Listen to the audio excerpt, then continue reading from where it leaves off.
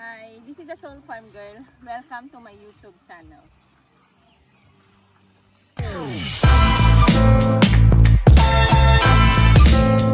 Audio Jungle.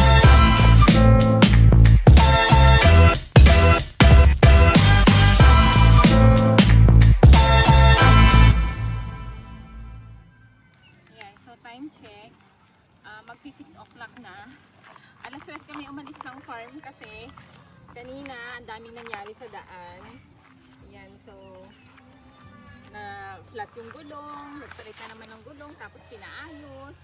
Ay grabe, tapos kanina medyo umambon. Kaya tinakpan namin yung feeds na deliver namin dito. Ayun, so sobrang init, nakakapagod. Kaya haggard na haggard ako. Ngayon, nandito tayo ngayon kay Dennis para bumili ng baboy niya. Let's go. Ito yung mga feeds niya. Feeds ba ito o yung mga kain ng baboy? Binibilad niya kasi yan eh. 137. Kapasama din huli na. Kartay gado niya. Pasan? Less 38.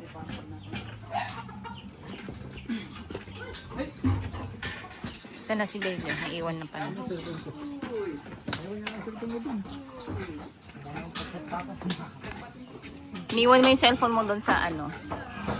Sa truck.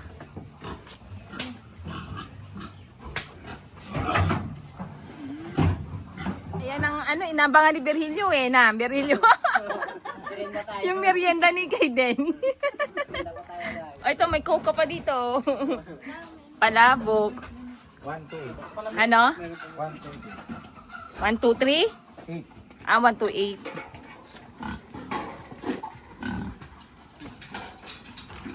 Oh, kain ka muna. Berilio, ay nako.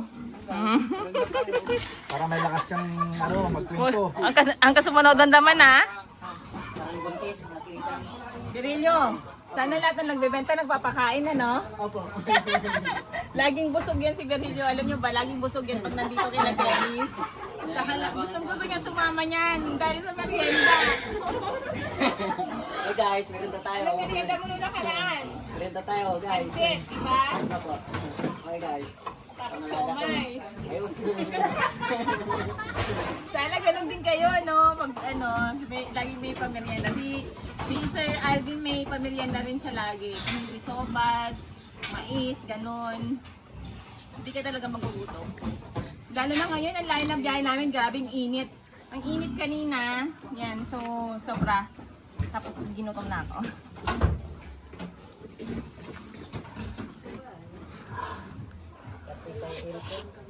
Yung spoon. 120. 120.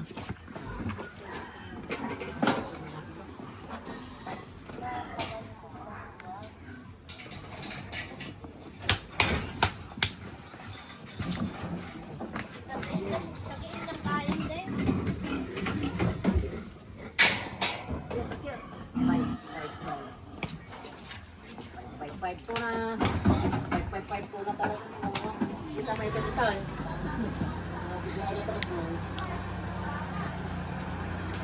Nabungad mo number one mo yung sauran.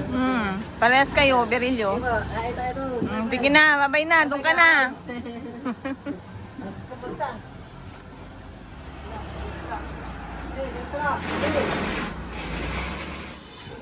134. Nakailan na ba? Nakapit na.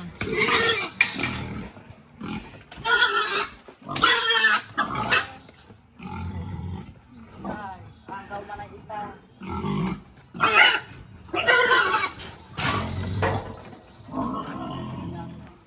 Ayan, so 5:56 na ng hapon. Siguro mga before 7, makakaalis na kami dito. Tapos makakarating kami sa farm. Before 7, parang ang tagal ano? Hindi. Siguro mga 6:40, yun. Makakaalis na kami. Ang ganda talaga dito, oh. Tahimik, tapos mahangin. Pag ano lang talaga, tanghali, sobrang init. Wala na rin tubig. Natuyo na.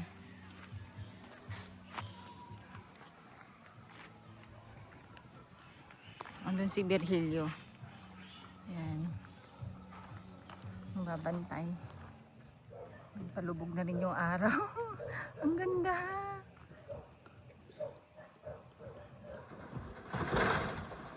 Hindi naman siguro mag-aaway yung mga baboy, no, Virgilio?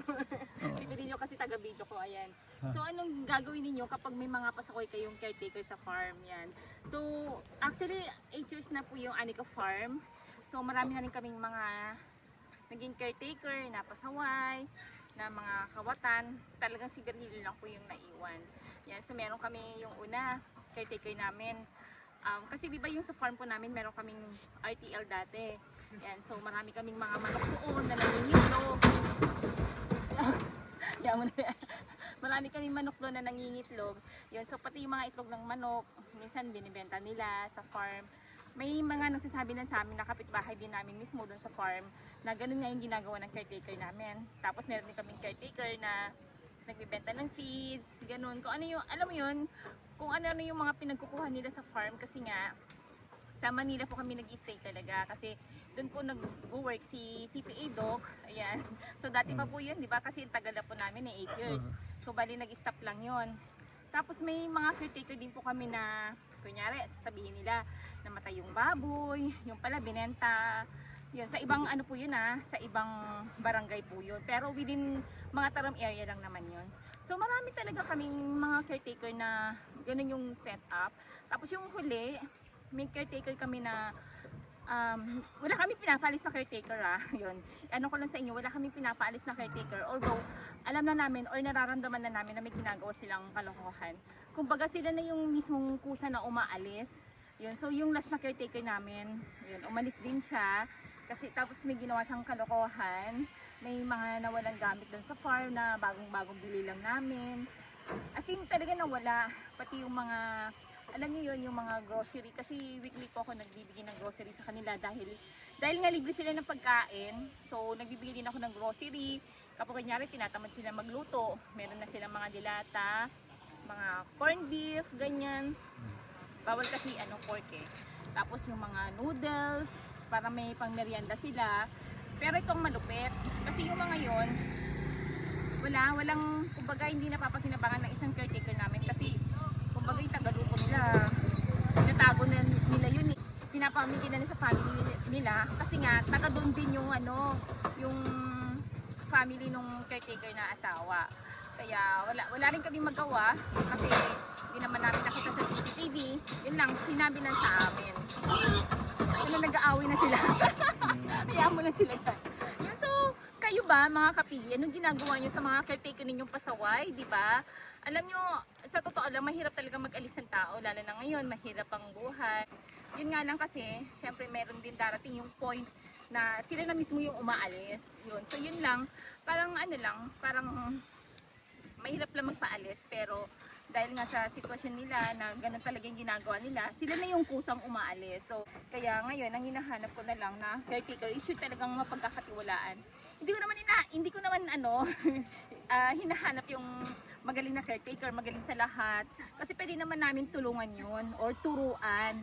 Yun lang kasi, ang gusto ko lang, honest, tsaka mapagkakatiwalaan na pwede mong iwanan talaga sa farm na walang gagawing kalokohan. Yan. So sa inyong mga kapigi, ano naman ang mga naging experience nyo sa mga naging caretaker ninyo? So yung last na caretaker namin, so alam niyo na kung sino yon. Ikaw, alam mo na kung sino yon.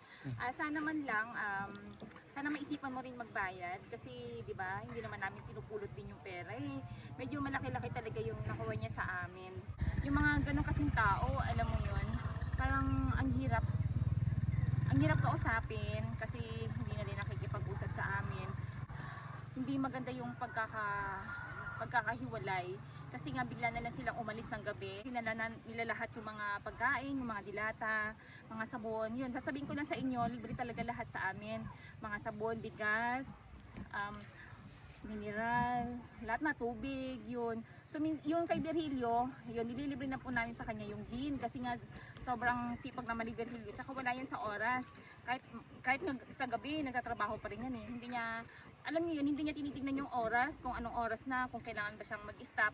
Kasi isang caretaker namin, so ang work lang niya talaga, is from 8 ng umaga hanggang alas 5 ng hapon. Di ba, Berilio? Hindi na siya pwedeng utusan. Hindi na siya pwedeng utusan ng 5 p.m. onwards, ganon. So, parang ano lang din, siguro maganda na rin niya na nawala sila. Pero sana, di ba, maisipan niya na bayaran kami kasi malaking halaga din po talaga yung kinuha niya sa amin.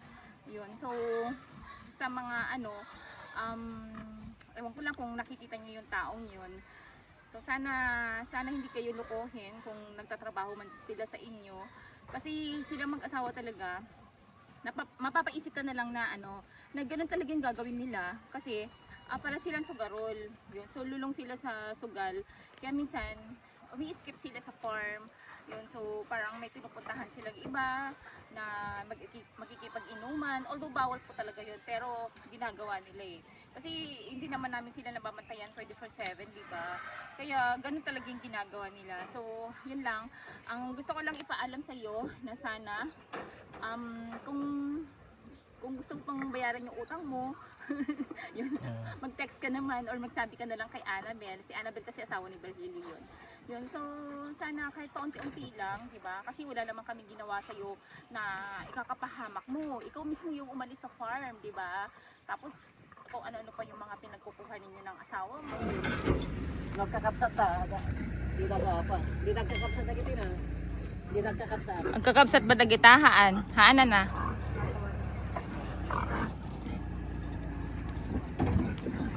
Kaya na bumabata may isa. Sige. Iba, pare. Iba. Tapo dawat. Baba. Mabantay.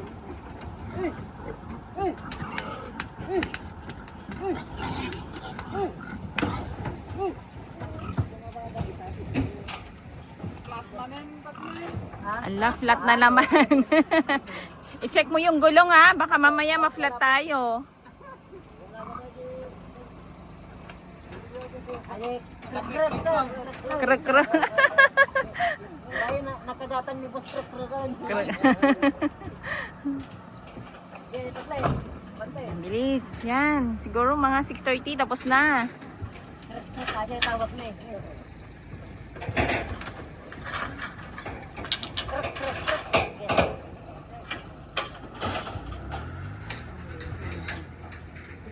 Sa mga hindi pa nakapag-subscribe, please subscribe and hit the notification bell para lagi kayo updated sa mga bago kong video.